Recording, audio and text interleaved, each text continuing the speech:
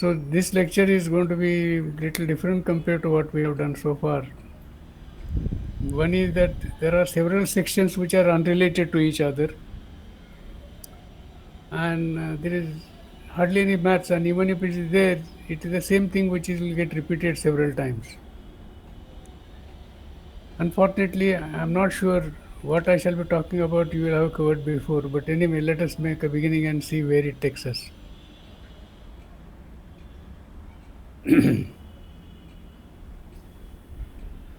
So I think one of the things that I must apologize is design of simple products and processes. What I mean is it should have been what is called as writing mathematical statements for a given project or for a given product. That is how it should have been the title, which is not what is written there. I couldn't take it out, but anyway.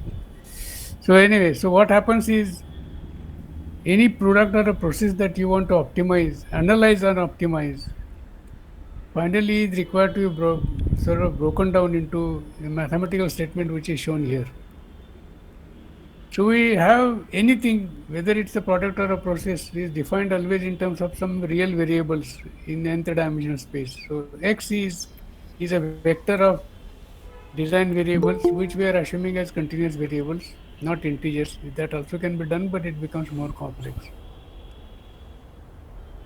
And x is supposed to be variable, and if I get the values of x, if I find out the values of x, we say we have found out the design, or we have optimal design on our hand. So idea is to find out numerical values for x. It may so happen the design also depends on what are called as the parameters. So if I am designing an aircraft, it will not be universal aircraft. The aircraft that flies on the Earth is not the same as the aircraft that flies on the Mars. But I am not able to change the properties of the atmosphere of Earth and Mars. So properties of the atmosphere which are not under my purview, which I cannot touch or I cannot change, which I cannot vary, are called as the parameters. So what we call as the optimal depends on parameters, but the parameters themselves cannot be changed by me. So that is what happens. Now invariably when we say design, what we mean by design in a mathematical sense is some aspect of the method, some aspect of the product is required to be optimized. For example, if I am talking about an aircraft, which is, let's say, a civil aircraft, aircraft which is required for travel of citizens, the objective function could be let the operating cost be minimum, or let the fuel per kilometer per passenger may be minimum. So this is J is called as an objective function which we are supposed to minimize. In a standard mathematical sense, the objective is required to be minimized, not maximized. But you can also put a negative sign in front of what is required to be minimized, then that becomes maximized.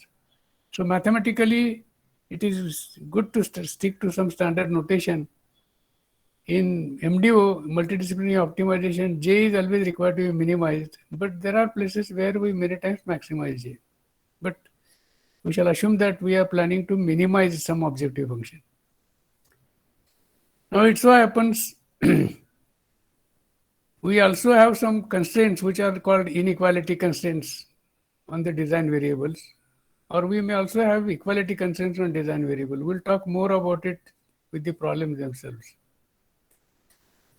So mathematically, given x as the design variables and p as the parameters of the product or the procedures or the processes, we optimize some objective function and find out numerical values of x. That is what we are supposed to say in such a fashion that the constraints of inequality and equality are satisfied. So this is a mathematical statement. What we are trying to do it is we are hoping to write down those mathematical statements for some simple products. Let us see what those products are and where we can use them. Okay. So I have two sections, and in one case we shall see if we can optimize a beam with uniform cross section for a given float, for a given deflection. The second problem in the design of the product, which is simple, but this can be made complex when computing power is required to be available. We are assuming that. Anyway, the second problem could be that of lightweight, high pressure gas bottle. We would like to minimize the weight of this gas bottle. The third is, can we arrange a lighting? Can we have a lighting arrangement in such a fashion that the art pieces or the pictures or images, art pictures are uniformly lighted. The last problem, which is a little more complex, is can we have a shape of an aerofoil optimized for maximum lift divided by drag? And similar such, which we shall see, and when the time comes, we shall talk about them. So here it is. It is unfortunate that this slide will not make too much of a sense to you because we are, I think, some fifth lecture, and then you will not have reached this slide at all. So there is a condition called KKT, condition for constraint optimization. So Akshay, we have not reached this level, isn't it right? Okay.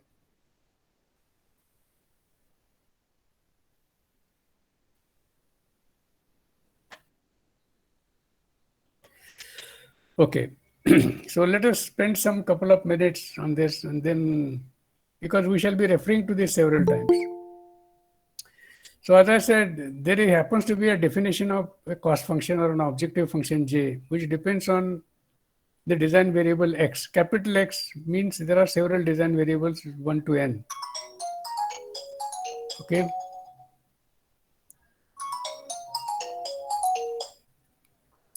1 to n. There are the design variables. Now it so happens what I'm supposed to minimize is J, but it may so happen those design variables, they may have a constraint amongst themselves, or they may have a constraint on them itself, and they could be many in number. So design variables could be n, but the constraints could be m, which we have seen, for example, in linear programming. The m were number of equations, and they were the constraints, but they were equality constraints.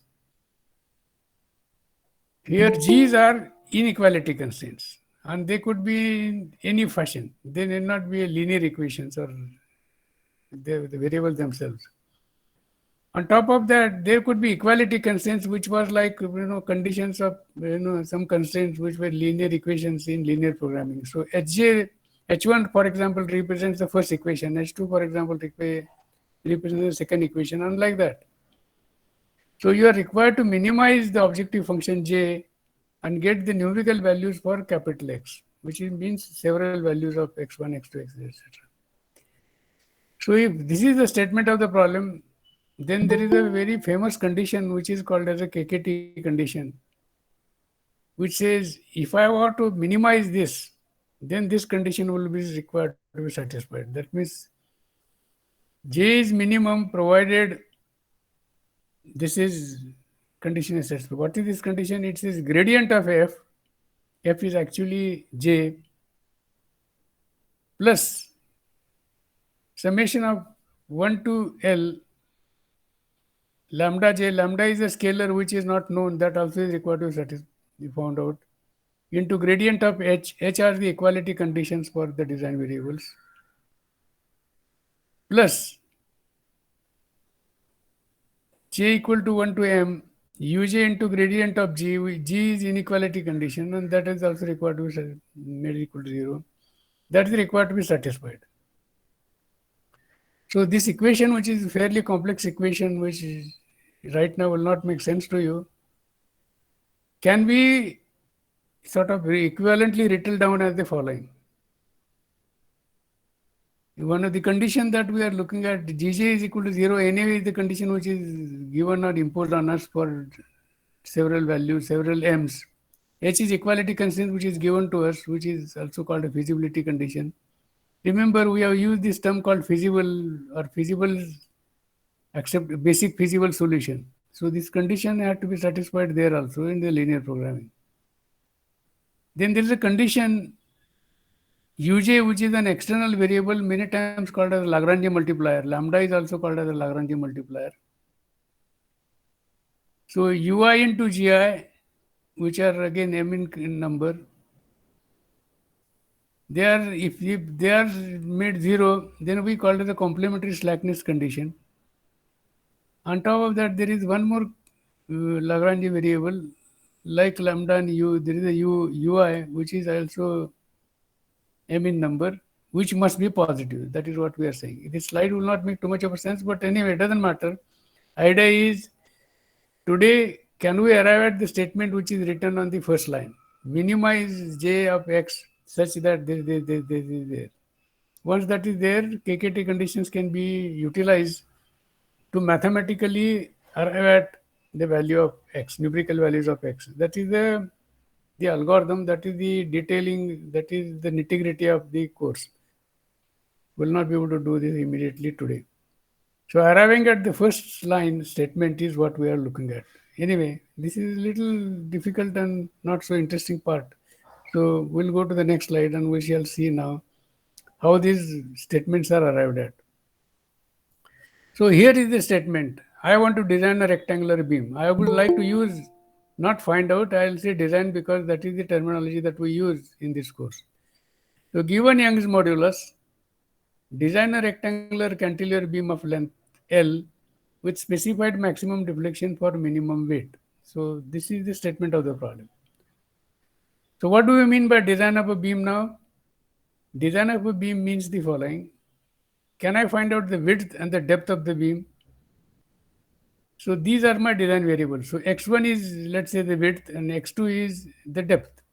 So x1 is B, x2 is D.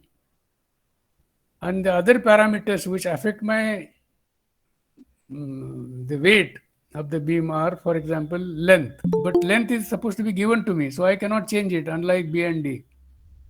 Young's modulus, for example, is given to me. The deflection which is given to me.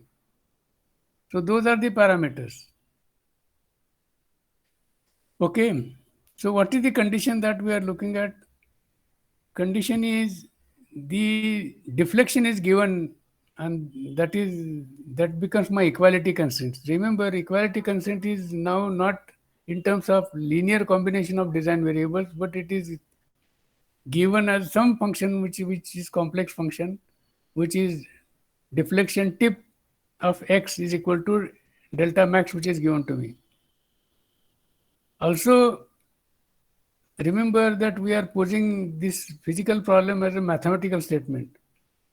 And you will realize why we were looking at non-negative design variables. So here I am saying let B be greater than or equal to 0 and D be greater than or equal to 0. B and D are design variables.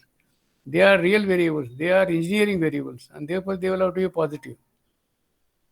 So when you are finding out the design of the variable, it shouldn't happen that a beam, mathematical beam, turns out to be negative. That is, the thickness becomes negative or the depth becomes negative. That should not happen because mathematically it is acceptable, but physics wise it will not be acceptable. So these conditions matter a lot. Okay. So the statement is given. Now, having said the statement, we shall see how to arrive at the equations which are given in the earlier first the slide on second or the third slide. What shall be the deflection of the cantilever beam? FL cube divided by 3EI. That is the deflection of a cantilever beam. Note that it is not given in terms of the design variable A and B directly. Okay. Though A and B affect, for example, I, where I is BD cube divided by 12. Therefore, the augmented objective function, the objective function along with the constraints is the following. J, which is objective function, but it is called modified objective function, but or many times it is called as the Lagrange objective function. It is not objective function where the design variables are unconstrained. It is the objective function where there are constraints on the design variables or the constraints in terms of the objective function. So J lambda is called as the augmented objective function or a Lagrange objective function. So J lambda is J, which is required to be minimized, plus lambda times H. H is the equality constraint. Remember, a variable called Lagrange multiplier J is also unknown, which is also required to be found out, but the definition of the augmented objective function becomes J lambda is equal to J plus lambda H. So if you write it down, J lambda will become the following. J, which is unconstrained, will become density into L into B into D. This is the L into B into D is the volume. And that is what I'm supposed to actually minimize. Remember, rho, for example, is a parameter which is not given to me. L is a parameter, sorry, rho is given as a parameter which I cannot change. L is a parameter which is given to me as a change, but B and D can change. So the statement which is J lambda is equal to J plus lambda H is written and expanded as J lambda is equal to rho into L into B into D plus the equality constraints that 4 FL cube divided by 3 EB delta cube minus delta max is the equality constraints for the deflection which is written here. So now once J lambda is available, J lambda becomes what is called as the unconstrained objective function. You don't have to bother about any equality or inequality constraints. It's all taken care of. J lambda is unconstrained objective function, while J was constrained objective function with the conditions which are given. So we have converted objective function which was constrained to unconstrained mathematically. Okay. Now once it is there, you take a derivative of J lambda with respect to B, D and lambda and set it to equal to 0. This will give you 3 equations for 3 unknowns B, D and lambda. But unfortunately, these equations, when you take the derivative of J lambda and arrive at the equations, they will be nonlinear equations and therefore there will be multiple solutions available. Okay. These solutions which satisfy what are called as KKT conditions, which I earlier talked about, that will give you the optimal beam. So this is how the problems are solved. I do not know whether this is clear or not clear. Again, I would have liked talking or looking into your face to see where it stands. But doesn't matter. We'll go ahead. Now there is one, the trivial solution would be unbounded negative values of B and D. So I want a minimum value of J. So what do? Give infinite value for B and D with a negative sign. Because J would be minimum. There is nothing which is lesser than negative value of B and D. Or one of the value could be negative. So B can be negative or D can be negative so that the volume becomes infinitely negative. So that would become a trivial unbounded negative solution. But such a thing is not possible because of inequality constraints given to B and D again. So you include those into the formulation of the problem. So J lambda, which we had written down earlier as J, which is rho into L into B into D, that is the unconstrained objective function or the constrained objective function. The constraints were not spoken. Plus lambda times what is given in the bracket was equality constraints, which talks about deflection being delta max. Plus I have, by adding U as Lagrange multiplier like lambda, I have added a condition that D will have to be positive. Minus D plus S square is equal to 0 is equality constraint. It tells you that D is positive. Same is the case, minus B plus S2 square insists that B is positive. So by adding these inequality constraints, the formulation for J lambda has become perfect. Now you take the derivative of J lambda and set it to 0 and find out the values for B, D, S1, U1, S2 and U2. Because you will have, once you take a derivative of this, you will get so many equations which are equal in number. So how many? B and D 2 plus U and S1. So 6 equations, but all 6 would be nonlinear equations. You solve them and you get the solution for the problem. Okay. Now, I think it will make much more sense when you actually go towards the end of the course, but let us move ahead and see where it makes sense. So all the time we are thinking of writing a statement which is an optimization statement. We are not attempting the solution to that optimization problem. Okay. Anyway, so irrespective of whether that first problem is understood or not understood, we'll go to the second statement of the problem. And the problem looks like the following. Design a lightweight high pressure bottle. So I'm required to design a high pressure bottle, and the statement of the problem is given in the statement here.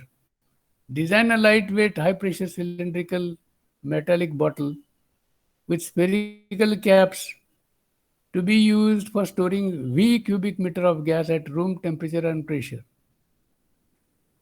So what are the parameters which I am not supposed to touch? It says you design this bottle for a given volume, for a given pressure and given temperature.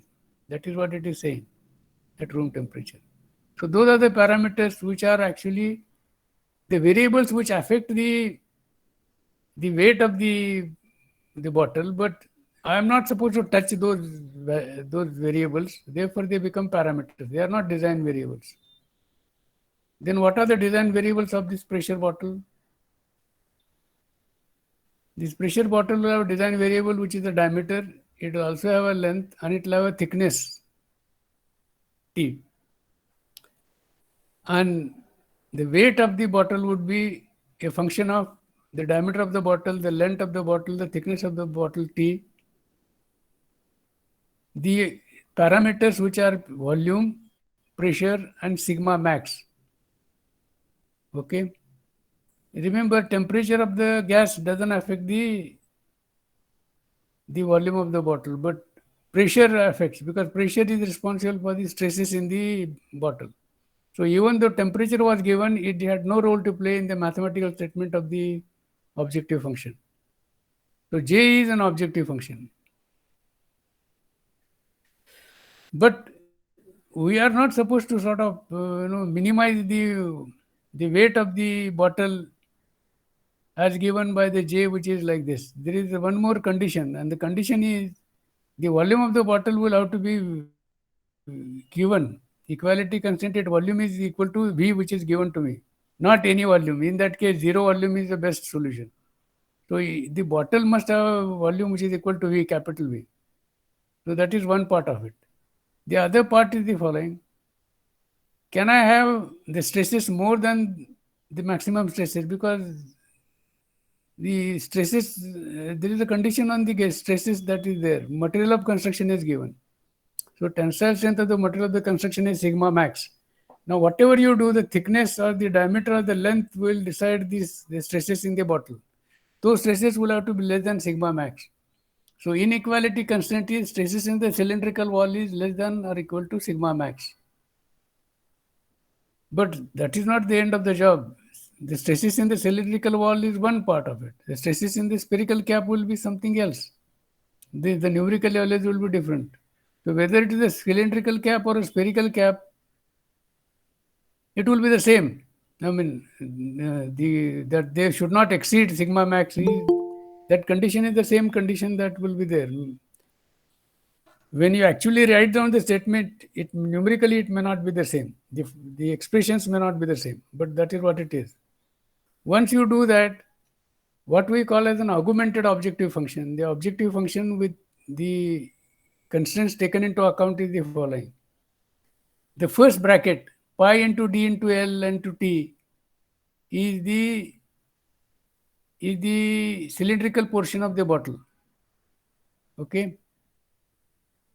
Plus pi d square into T.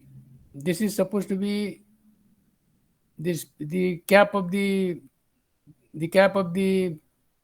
cylindrical bottle. In fact, I should have written it as 2 pi d square by 4. I think it is okay, because this is supposed to be the area of the two caps, one at the bottom, one at the top. Plus the constraint which is given, lambda times the constraints, pi d square by L divided by 4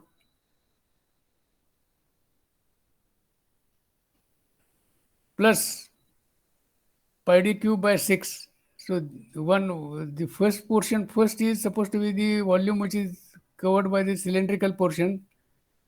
while pi d cube by 6 is supposed to be the volume which is occupied by the spherical caps. Okay, so that will have to be given. I think we missed it. There should have been one more stuff, that is minus v should have been added, because equality constraint will have that minus v. So minus v is missing. So lambda into bracket, that bracket should have minus v. Plus the inequality constraints. Inequality constraints, which is supposed to be for the cylindrical face and the spherical cap, that the stresses will have to be less than sigma. Then we add variable S1 square and S2 square, because I would like to have those stresses as negative as possible. So that is how you take care of the inequality constraints with the Lagrange multipliers like lambda, which is U1 and U2. So these are the 8 nonlinear equations for D, L, T, lambda, U1, S1, U2, S2. You take a derivative of J lambda and see if the KKT conditions are satisfied. Once those conditions are satisfied, then you get the solution to the problem that we were looking at. So that is how you will design what is called a lightweight high pressure bottle. Now what we are observing here is if the stresses in one, let's say spherical cap is satisfied, they will also be satisfied in the cylindrical faces, or vice versa. So one of the inequality equation becomes inactive. So what it means is, inactive means instead of equality, it's possible to have inactive means when inequality becomes equality, we call it the inequality constraint has become active. But many times inequality constraint remains inequality, less than or equal to remains less than or equal to. Then we call that as the inactive constraint. So this is what happens. So anyway, I think this is a second statement. I do not know how much of this is being sort of appreciated by you, but I hope we'll be able to answer your questions. Let us take the third problem and see if we can have the third problem solved. And let us have a look at the statement of the problem.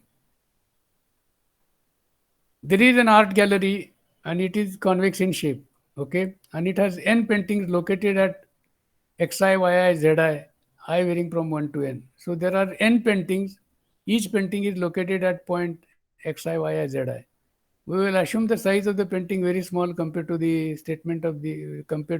size of the gallery. So therefore, the paintings can be considered as points. So paintings are located at point xi, yi, zi, and there are n of them. In the art gallery, there are m light sources, and the light sources are given as xj, yj, h. Just to make the problem interesting to a certain level, zj has been removed, and we are saying that the lights are at the same altitude as z. So z is replaced by h. And if that h is known to me, it becomes a parameter. So I am going to assume h as a parameter, and therefore my design variables are xj and yj. Remember, the position of the paintings is given to me while light sources are being optimized for uniformity of the light. So what I want is, so this is one. Then we make one more assumption that light sources radiate light uniformly in radial direction. So that is one more. It is not a light which is a focus light. Light sources are point light sources. They radially give out light. So that is what is assumed. Now, what is the statement of the problem in this case? In this problem, the statement is the following. Optimization statement is the following. Use minimum electricity for uniformly illuminating the paintings. You can see that suddenly the statement of the problem makes sense and it is useful. How do I position the light sources in such a fashion the paintings are uniformly illuminated? This is the statement of the problem. Okay. So this is an optimization statement, is an optimization problem, but there are no constraints. But we shall put one more constraint. And what is that? One is I am supposed to use the minimum electricity, that is one. The other is each painting must be illuminated with minimum light. That also is a constraint. You cannot have a painting which is minimum light. It is lesser than the minimum light. So this becomes one constraint. So having said this, let us try to write down a mathematical statement and see if we have accepted this as a statement or there is a catch in this statement. Light at jth painting, average light on all the paintings, and a measure of uniformity of the light illuminating the paintings is given by the following formulae. For example, power at ith painting, light power at ith painting, light intensity at ith painting is given by Pj, which is the jth light source power, divided by pi r square. R is the distance between the light source and the painting, which is given by xi xj, yi yj, zi zj. Z in this case, j, it should have been, yeah, I think it is Zi by Z, Zj should have been replaced by H. There's a typo there. So average light on all the paintings is, you take a summation of the intensity of light at all the paintings divided by n, because number of paintings are n. Okay. So this is how the average painting is. So non-uniformity of the light is required to be minimized, in the sense Pi, which is the intensity of the light on one painting minus the average painting of all the over all the paintings, square of that divided by n is the non-uniformity of the light, which is required to be minimized. That is the statement of the problem. I want all the paintings uniformly illuminated. So J lambda is 1 upon n summation j to 1 Pi minus P average square. Well, P itself is given as the formula which is on the top, and P average is the formula which is also given on the top. Plus the constraint is that the light intensity on the painting will have to be at least so much. So that condition is given here, P minus Pi plus Si square into Ui. That becomes a Lagrange multiplier. Ui becomes a Lagrange multiplier, and what is there in front of Ui is the inequality constraint that we are looking at. So take this together. Now J lambda is what is required to be minimized with the constraints already put in. So do that and you will get a statement which is supposed to be required to be solved mathematically. Hopefully, I think you are getting the software which we should be able to accept such things, and I think you can attempt some of these problems and see if it makes sense. Okay. Now we shall make things little more complex and see whether we are able to solve those problems. By the way, these problems may have some issues. The statements have been arrived at and written down. If there is a typo that you think you needs to be corrected, let me know. So we have keyed in those statements. Hopefully they are correct, but there could be an issue. Okay, so now let's go to the next level of complexity and see design of an aerofoil for maximum L by D. Lift by drag of an aerofoil is a major factor for efficient flight. Lift by drag depends on several factors. Shape of the aerofoil. Now, instead of xi, yi or some such variable, I have made the design variable which is the shape of an aerofoil. Now, how do I take shape of the variable as a design variable? We shall see. The second kind of design variable is angle of attack of the aerofoil. Then comes the flight parameters which affect the L by D, not the shape of the aerofoil. Velocity. Will the velocity affect L by D? If it is written in terms of CL by CD coefficients, it will not. Will the density affect? No. Will the temperature affect? No. Will the viscosity affect? Yes, slightly, but we will neglect it. Or you can take into account if you have a solver which will take care of the viscosity. Surface roughness of the aerofoil, yes, we'll have to see, but we will plan to neglect it. And why we are writing it down here? Because this is how you will have to argue to make sure that the optimization statement that we are writing is realistic and it is worth attempting. Finally, everything is affecting everything else. Even a coat of a paint on the aerofoil will affect the lift by D because thickness will change marginally in microns. You have to make an assumptions which are realistic assumptions so that we are able to design things faster and within the money or the resources that are made available to us. Many times the aerofoils also carry the fuel for the aircraft, especially the civil aircraft. So you cannot have the aerofoils which are giving maximum lift by drag, but aerofoils also are required to satisfy some condition. And what is the condition? The volume inside the aerofoil, assuming aerofoils are closed curves, that must be constant.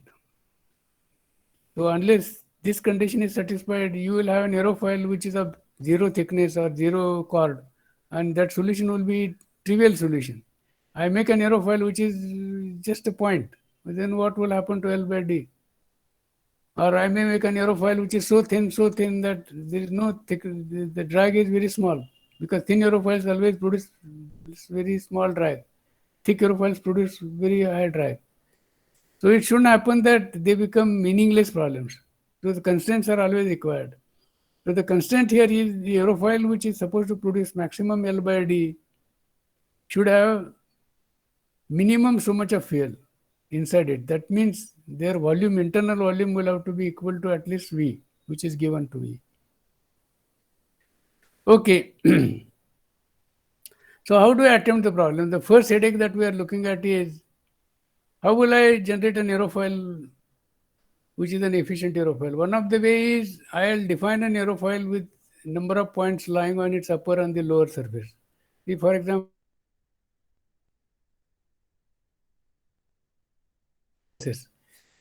the number of variables therefore could be 100 multiplied by 2, 2 because x and y. I will have 200 design variables and I will have solved the problem for 200 design variables. That is one way of doing things, but it's a mindless application of our ability to think. Instead, I can do the following.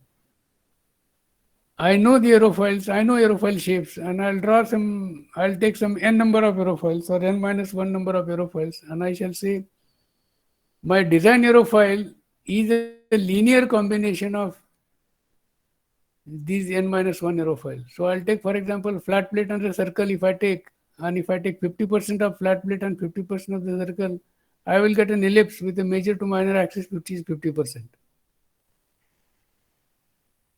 You understood what I'm saying by that? So the shapes are being manipulated algebraically. So a new aerofoil shape can be generated out of n minus 1 aerofoil by mixing variably mixing those n minus 1 aerofoils. So I'll take C1 times aerofoil 1 plus C2 times aerofoil 2 plus C3 times aerofoil, and like that. So do this, and towards the end you add flat plate aerofoil as nth aerofoil, which will change angle of attack without changing the shape of the aerofoil. So I will have actually n minus 1 aerofoils plus angle of attack as n design variables, and mixture of these n design variables will produce a geometry of a new aerofoil candidate at a new angle of attack. So my design variables is C1, C2, Cn minus 1 plus n, which is angle of attack. Okay. So as I said, the candidate aerofoil, the coordinate of the candidate aerofoil would be C1 times y shape of the aerofoil 1 plus C2 times shape of the aerofoil 2, and like that. So this is how it is written and this is how it is shown. Is it okay? Dot dot dot means there are several aerofoils in between which I have not shown. The cost function. So the cost function is J, which is minus of CL by CD. Why minus of CL by CD? Maximum lift by drag. I want aerofoil which produces maximum lift and minimum drag. That is max maximize CL by CD, but that is not the way the statement of the problem comes. The statement of the problem is the cost function is always required to be minimized. So there is a negative sign put in front of this CL by CD. So minus CL by CD is the cost function which is required to be minimized for an aerofoil. Now every time I change C1, change C2, I get a new aerofoil and a new angle of attack. Okay. So for that new aerofoil at a new angle of attack, calculation of CL by CD will have to be by a CFD software. So every time a new aerofoil is generated, I need to run CFD once. So if I look at 100 candidates of the aerofoil, in the linear programming, we were looking at how the problem becomes very computationally expensive. It's the same story will happen here. If one CFD solver takes 1 hour, then 100 aerofoils is nothing. Let's say about 1000 aerofoils are required to identify the best aerofoil with a minimum CL by CD. So 1000 hours is what we are looking at. It will easily go into a week of simulation. Anyway, what is important is there is no algebraic expression for the objective function, but objective function is required to be evaluated by running a CFD software, which is interdisciplinary software. Yesterday we were looking at interdisciplinary, interdisciplinary, and multidisciplinary. So you look at it, this product requires only one discipline for optimization, and my solver, my simulation or my performance evaluation or the objective function evaluation required interdisciplinary optimization, which may be under my expertise, and I may have a software for it. But supposing I had a product which is required to be evaluated based on aerodynamics and structures or and electromagnetics and so many other areas, how to connect these problems to each other was what we covered yesterday, which is under multidisciplinary analysis. Anyway, so going back to the slide which is there in front of us. So this is J which is equal to minus CL by this is required to be minimized. But that is not the end of the story. That is not the statement of the problem, because it will then degenerate aerofoil into something which we don't want. So what we actually use is the augmented objective function, which takes care of the constraints that the volume of the aerofoil is given. It is not less than the volume which is given. So which is what I have written there. And then U becomes my Lagrange function. Remember, what is given in the bracket in front of you is inequality constraints, which says the aerofoil of the given aerofoil candidate is at least equal to so much. Now take a derivative of this objective function, find out the gradient of the objective function, and Professor Pant has covered what is called a gradient-based optimization. Take the derivative of this and use the gradient-based objective function, objective method, and optimize it for the candidate aerofoil, which is CL, C1, C2, C3, etc., etc., etc., which produces CL by CD from CFD, and also S. So this is what we get, okay? So Akshay, I don't know how are we doing actually. Now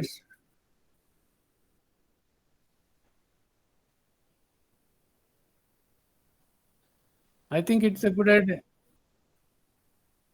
It's a good idea that we take a break, because here at least there are individual problems, and some people may be interested in one of the problems that we are looking at, and may be able to comment on at least the statement of the problem even before the mathematical statement is written.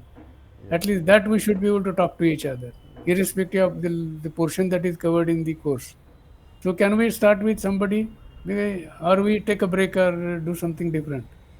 So participants, do you want to take a longer break, or do you want to continue the discussion in terms of a talking break? I mean, it's up to every one of us. So whatever we think we can do. If you want a break, a longer break, we can take a longer break. Or I think Professor Chevre prefers a discussive mode where we just talk about different aspects of problems. See, the problems are being talked about. You can come up with your own problem statement, and we'll arrive at the mathematical statement which requires to be optimized or minimized. Okay. We come with the statement. We may not even write a mathematical formula. So, do you have some problems which we need to optimize? Okay, so maybe the Anyway, participants can chip in with their experiences. A they comment can from think. Harish is that we can continue. Means he doesn't want a longer break. We can just continue discussing what is at hand. So maybe the participants can chip in with their specific problems, their goals of attending this workshop. Lots of you are from academic background. We can continue means we can continue with the lecture as it was going, or do you want to chip in some aspects of your professional input? Yesterday, I had a talk with a professor. I forget the name of the professor. He came up with a statement of the problem, which is what can he speak it? Can he speak it loudly? Okay, I'll have to look at the recordings. I don't remember exactly, and we have a shorter population today. I mean, the Oh, he may not be there. he may Okay. not be there. I think somebody will have to speak out. There is no doubt because this is the bare minimal that we can Yeah, expect yeah. from So, you so in the return. problem is this: lots of people have different ways of delivering lectures or continuing this lecture student relationship. And Professor Chevre and me also falls in that category. We are not very comfortable with silence. We need interaction. I need interaction. Whenever I take classes, I try to pick on students and get them to talk. So it would be nice if you could. It will give us some boost, right? So it's like कवि सम्मेलन में जाओ और जब तक वाहवाही ना करो तब तक कवि को बोलने में अच्छा नहीं लगता कुछ है. होगा, कुछ नहीं होता है. तो And not that I don't want you to come up with any mathematical statement. At least come up with a statement verbally. What would you like to optimize? yes, so that Almost that anything that we do in engineering is required to be optimized. Whether it's an aircraft, it's a missile, it's oil rig, it's spacecraft. You talk about it. Even a kite which we fly in the sky, I can come up with a statement of the problem which will say optimize. so Anything that you want to do. quite a few of you are already instructors, so you can share your experiences as you teach uh, these courses, so that we can also get into the. So that communication helps us gauge what we have talked about. So we would, I mean, Professor Chevre and I both would appreciate if you could give us that feedback in terms of questions or in terms of comments. Somin, for example, I have seen you around. Shaili, I have seen you around. Rika, I have seen you around. Ratnakar, I have seen you around. So you guys have been attending it Why, regularly. So all these people, why don't why don't they start talking one by one? There is yeah, hardly anything. It is not. yeah, We are not troubling you. yeah, You got to yeah, appreciate that. yeah. Come up with a statement of the problem and say, okay, what can be the Good design afternoon, statement? sir. Yeah, nice. I would like to Listen. say something. Yeah, please. Thanks. Sir, I have done PhD and my topic was I have worked in NASA data. Okay, And wonderful. I say, I'm yeah, going to have a so problem. Looks like. yeah, yes. So it was a climatic data, and data itself was a very large data set. So 1 year it took time to understand the data and to analyze and to retrieve and to bring into the format that can be computed. Hmm. So, sir, what are the sir? I want to know that the optimization in real world data, that is complex and non-linear. There we have, sir, problem in optimizing the problems. Sir, because there are many restrictions, many constraints are there that it is non-linear in nature, and the dependency. Sir, for example, I have studied the teleconnection, remote teleconnection between India climate and worldwide. So, sir, that is a problem that first we have to find out the relationship, and then optimization. Till we come to optimization, it becomes a very tedious job because of these constraints that we have a non-linearity in dependency. Then it is a huge data set, and massive computation is required. So optimization there becomes some cumbersome task. So I just want suggestion and advice from you, guidance from you, that what can be the approach to handle such kind of data for optimization. Okay. Now that you have given me a problem, let me speak out what I think could be something which you can take, because you basically are a scientist. You are you have done something which others may not have done, or you have worked in the organization which is best in the world. So a Sir, I problem am must. I'm from NIT, National Institute of Technology, Raipur, Yeah. Okay. and I am PhD in computer science. Okay. Then I think I'll give you a statement of the problem and see if it makes sense.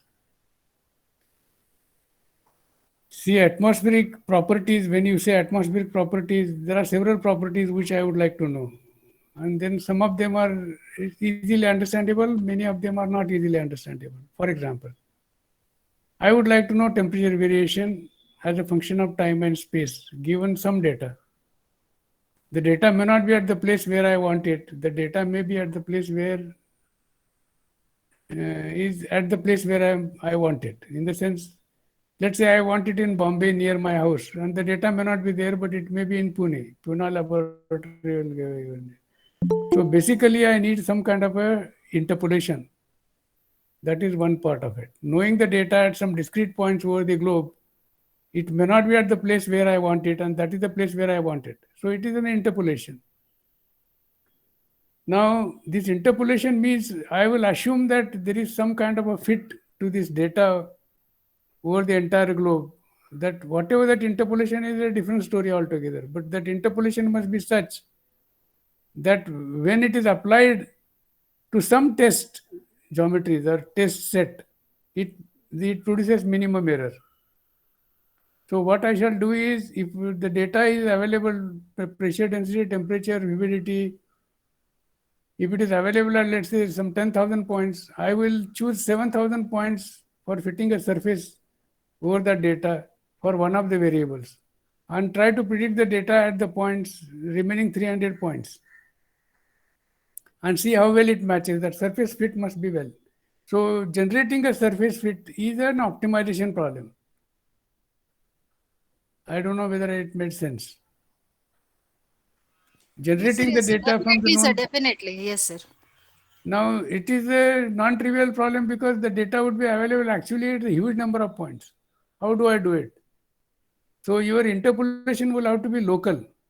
So there is a method called radial basis methodology Function. Radial function. basis function. RBF. Yes, sir. Yes, RBF. So you can use RBF, which takes only a local data set and produces the interpolation that we are looking at it, which is an optimization problem mathematically. It can be taken up and it can be discussed. That is one part of it. Yes, The sir. other, Sir, you are suggesting gradient descent optimization. no, gradient descent optimization is actually a numerical method to do optimization for a given problem. Yes, sir.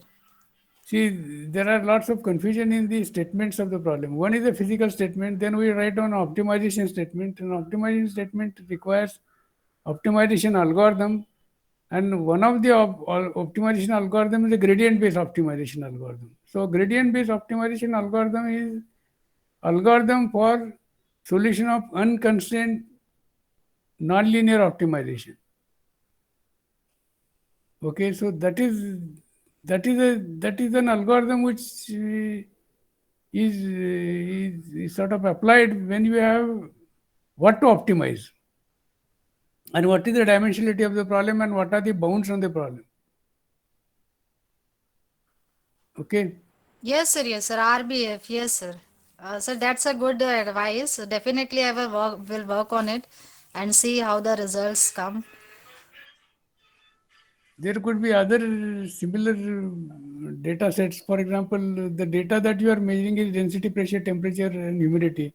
But for example, since you said you are from communication, what is the absorption of the, let's say, 1 gigahertz EM waves in the atmosphere?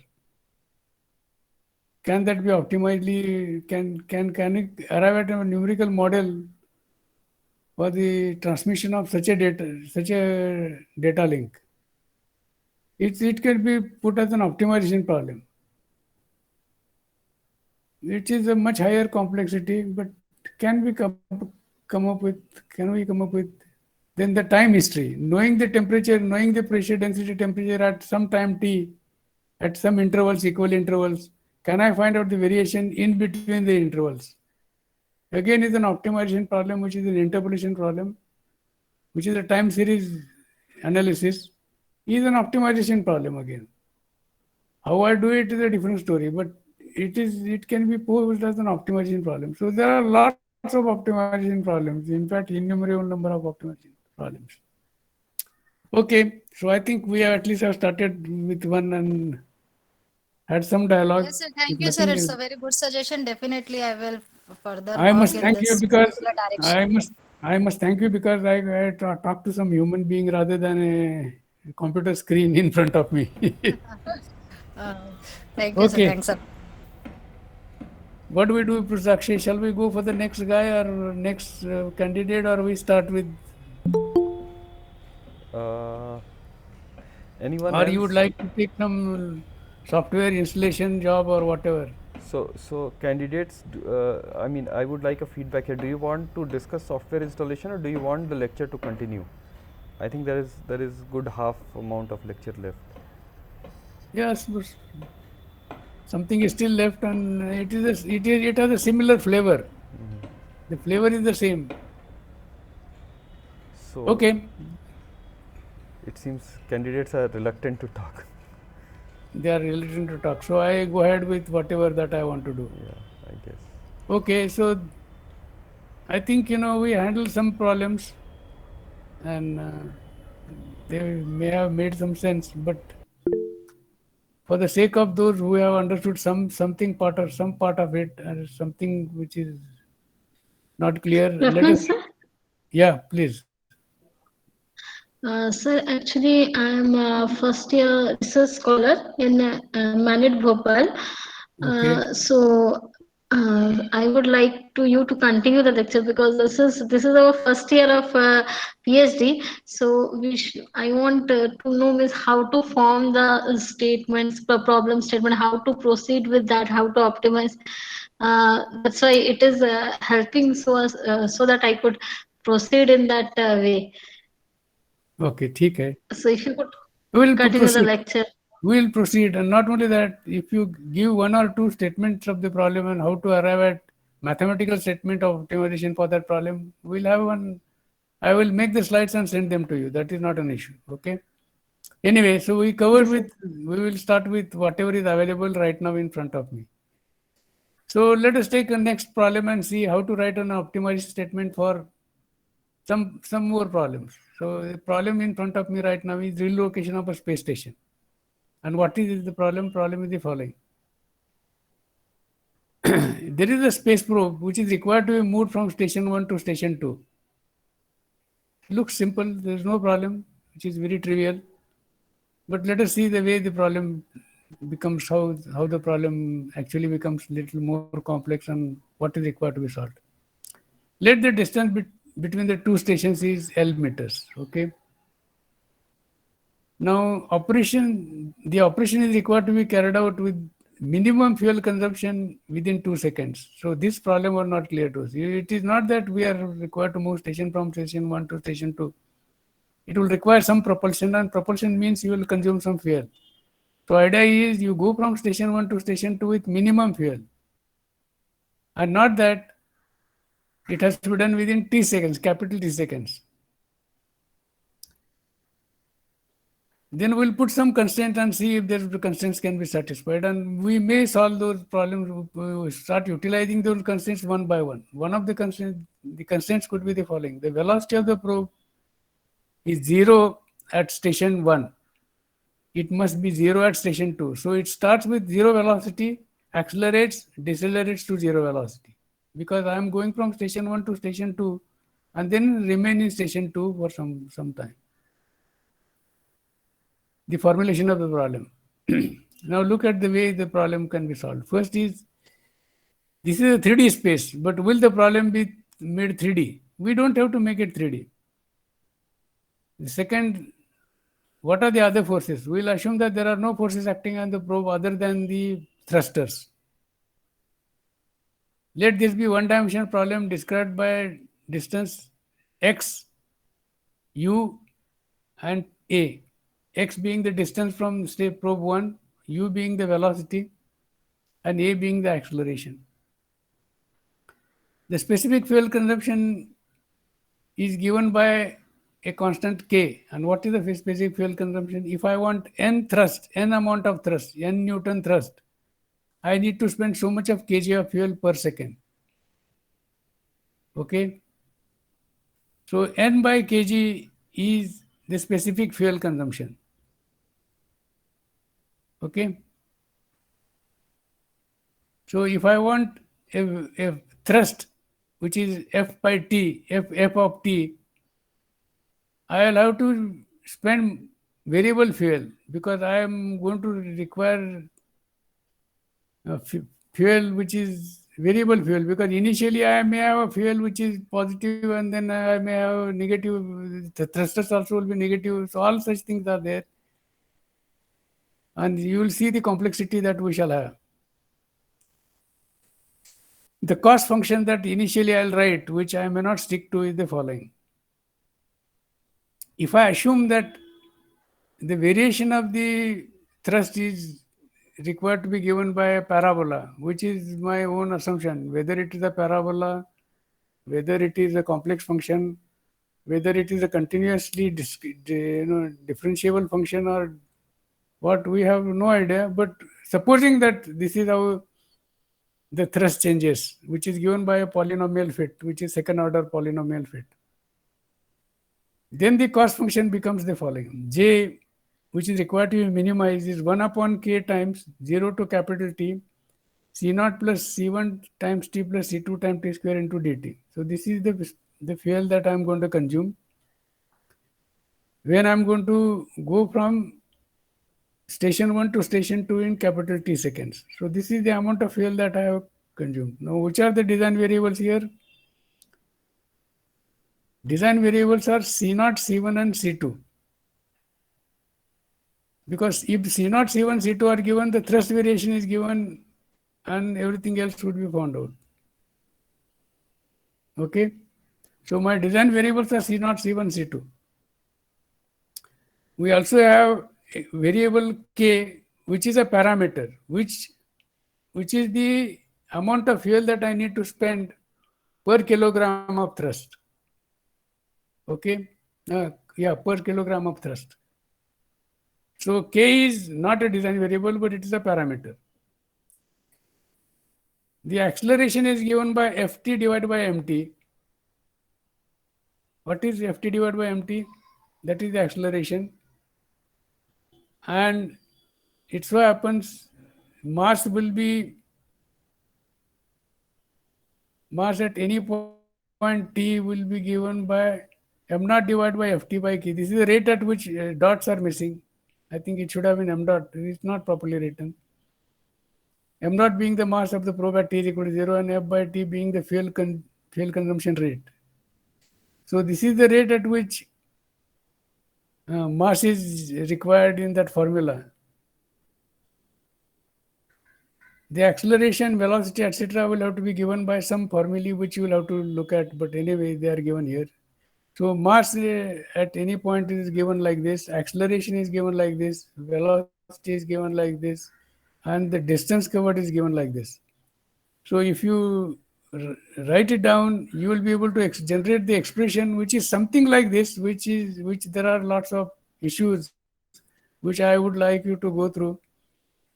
But to start with, just let us write them down and see whether they are correct or not correct. So J is given by C0 plus C1 times T plus C2 times T square divided by K. What is this? What is this? What is this term? This term is the amount of fuel that I have, the rate at which the amount of fuel is being spent. This is required to be minimized. Is it correct or it is not correct? let us look at this formula. The fuel consumption is given, the fuel consumption model is given by the rate at which fuel is getting consumed is per kg is given by K. If the thrust variation is given by C0 plus C1 times T plus C2 T square, if this is the thrust variation that I want, then can this statement, is this statement correct? Is it that this is required to be minimized? This is what I'm saying. It is not. Required is, total fuel is required to be consumed is required to be minimized. So integral of C0 plus C1T plus C2T square is integral of that is required to be minimized. So that is how it should have been. So C1 into capital T plus C0 into capital T plus C1 square by 2 into capital T square plus C3 C2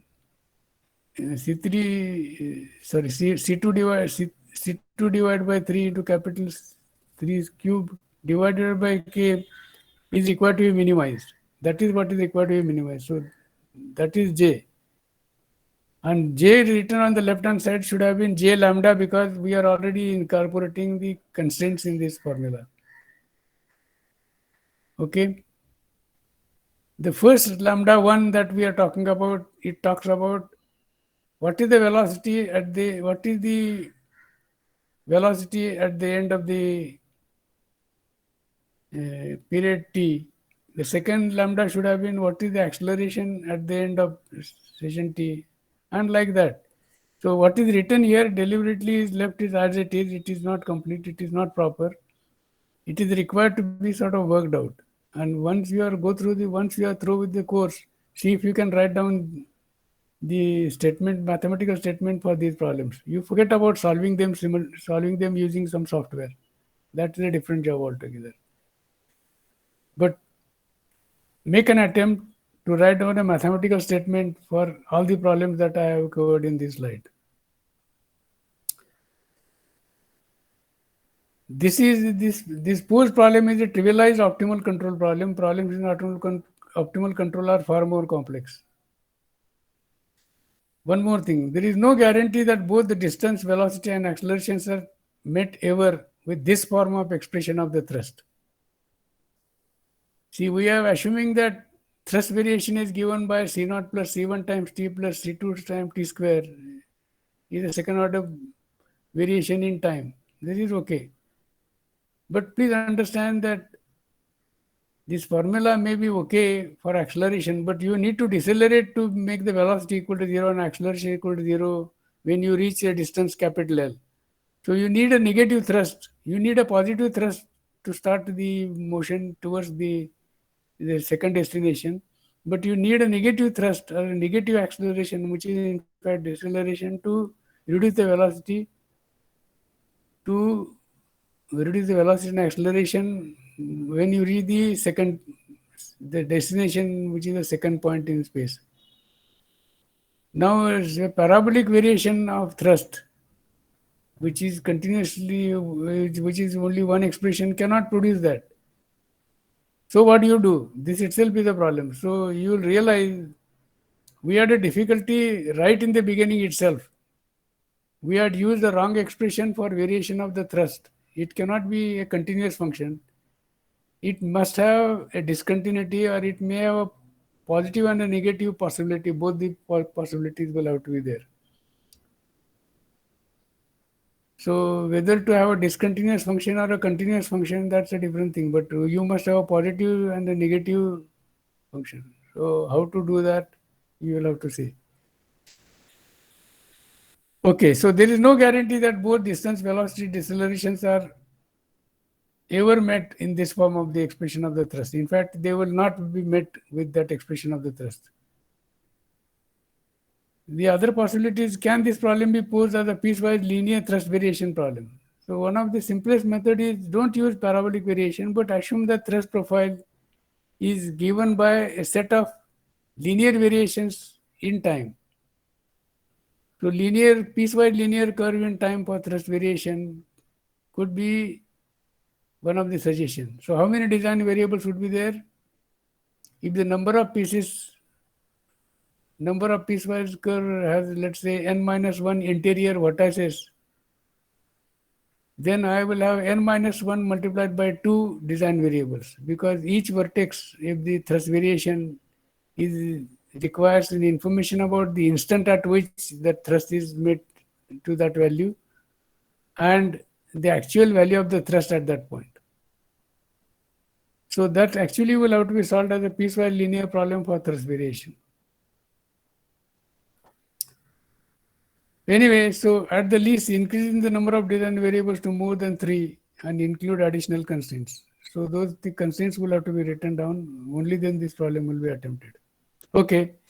So I think this was supposed to be one of the problem. We'll have now another problem taken and see if it makes sense. And we can also write down in similar such problems for the problem statement for other situations. Anyway, let us look at the current problem right in front of me. So there are two tanks located side by side, and those tanks are required to be visually inspected by a drone stationed at the origin. So if you look at the figure, there is a tank which is located at 3, 0, and it has a diameter of 4. Away from this circular tank, there is an elliptic tank. The distance between the two tanks is, I think, 1 meter. This elliptic tank has major dimension, which is 8 meters, and minor as 4 meters, and its center is located at 10.0. So these two tanks are located. And what we are saying is, let there be a drone which is supposed to sort of inspect those tanks. An idea would be that the drone should take minimum distance. So the distance covered by the drone while inspecting the tank surfaces must be minimum. Can this problem be posed? Already we had sort of thinking about a optimal function can be sort of approximated by a linear curve. So here it is. So I will have the drone which is flying in a piecewise straight line segments. So that is what I shall assume. So it will start from 0, 0 origin, then move along a straight line up to in some direction, then change the direction, then move again along that direction for some more distance, then take a turn, and like that it goes in a piecewise fashion. The path is a piecewise linear curve. Okay, and it starts from station 0 and comes back to station 0. So that is how it is required. So it takes off from origin and comes back at the origin. Okay. Now, having said this, what are the likely paths that it can take? For example, can it take the path which is given by dotted line? It is shown amplified, but can it do this? Then you will realize it is not proper, because some portion of the tank the drone will not be able to see, and the drone will not be able to inspect. So that is not acceptable. We cannot do this. It is not possible. So dotted path, the path shown by the dotted lines is not acceptable. I could have a circular path or an elliptic path. That is, these two paths are possible. But instead of that, I will experiment with paths which are given by piecewise linear curve. So here, the piecewise linear curve given by point 1, 2, 3, 4, 5, 6, 7, 8, 9 back to origin, that is 18 vertices can be defined. Okay. So the number of design variables in this case is 18. It is shown by the solid lines. Is this path acceptable? It seems to be acceptable, because the way it goes, it will be able to see the entire surface of both the tanks. So this path is acceptable. But one of the common sense and symmetry, if it can be utilized, I can say the following. Point 1 is a mirror image of point 9. Point 8 is a mirror image of point 2, and like that. So the number of design variables can be brought down very rapidly. So how many design variables would be there? Number of design variables initially were 18, but if you use the symmetry part of it, then the number of design variables would be something like 11. Larger the number of points, better would be this accuracy of the solution. But we shall stick to, let's say, for 11 points. Okay. Now the objective function should be the perimeter of the polygon defined with 11 points. I think there is a confusion. Just a minute. 11 points, but the number of design variables would be only 9 because only 9 x or y's are required. So the path that is generated would be xk minus 1 square plus yk minus yk 1 minus square. So you will add the segments of the linear piecewise linear curve, and that will become the distance to be covered by the drone. Note that we have put x naught equal to 0, y naught equal to 0, x10 is equal to 0, y10 is equal to 0. Okay. So this is what is required. So there are 5, but then there are equality and 5 inequality constraints. And what are these? H1 is equal to y5, H3 is equal to y2 plus y8, etc. So you all put, well, remember when I mean H, what is H? H is not height. H is that equality constraint that we are looking at. So I am saying y5 must be equal to 0. Look at this. The point number 5, y must be equal to 0. Okay.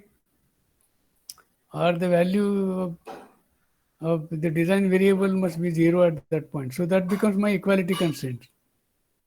Same is the case about H2, H3, H4, H5. Basically, these are equality constraints that I am looking at. Then G1, G2, G3, G4, G5, they are the constraints which will tell you that they must be such that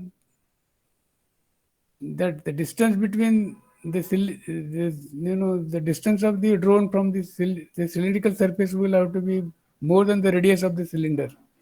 So those are the statements of the problem that are talked about: G1, G2, G3, G4, G5. So the unconstrained cost function, that is cost function which is with the equality constraints and inequality constraints, will be given like this. This is how it will be given.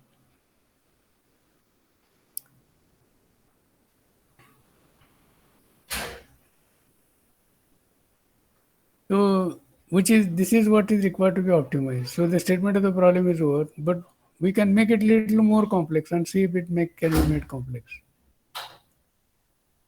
Reworded path planning for this tank. Let the tanks be cylinders of height h. Assume the camera of the drone needs to be away d distance from the surface of the tank. For clarity, drone camera cannot produce the frames showing more than h vertical distances in the tank in its video frame. I think you will not look at this problem. I will delete. I will not bother about. But I will come up with one of the problem for which see if you can attempt. Find out the coordinates of the largest tetrahedron fully enclosed in a sphere of radius 1, centered at the origin. Can this problem be solved? Can one of you take an initiative and solve this problem? How can it be attempted? See, one of the first things that you can do is identify design variables. What are the design variables that we are looking at? Can it be talked about? Can we arrive at the design variables? So let us see the design variable. Heuristically, there will be only one design variable, which is the edge length. Do you agree to this? The tetrahedron will be the largest enclosed in a sphere of radius 1, provided it is of equal edges. This is a typical thing that happens in a geometry. Area of a rectangle is the largest for a given perimeter if it is a square. And like that, the tetrahedron will be the largest if it is equilateral. So heuristically, the edge length is the only design variable. So I may solve the problem with only one design variable. In that case, it is not a multidisciplinary or it is not complex. Idea is to use many design variables. So even though this problem can be attempted with one variable as a design variable, I will attempt something else. And what is that? See, we are looking at locating the tetrahedron at the inside a sphere of radius 1, which is centered at the origin. So one of the things that I can do is, instead of exploiting the property of equal edge length, I shall say that this tetrahedron will have a planar symmetry. Does it make sense? Yes, it also makes sense. So instead of exploiting the property of equal edge length, I will say that tetrahedron has a planar symmetry. If you do that, how many vertices will be there? It will have 4 vertices, each with 3 coordinates, and therefore it will have 12 design variables. And like that, I think these arguments are something which we can give on which we shall. I normally leave these slides open and edit them depending on how the student respond. So these slides that we are looking at, these slides that I'm talking about, they are not perfect. They require editing depending on how you respond. And we shall put this and saying that this is the statement and this is what we have made the progress so far, and it has to be changed further. So this slide is an interactive slide where it will change from students to student depending on how he appreciates and how he comes up with the statement of the problem. I think I'll stop here. If there are questions, I'll handle those.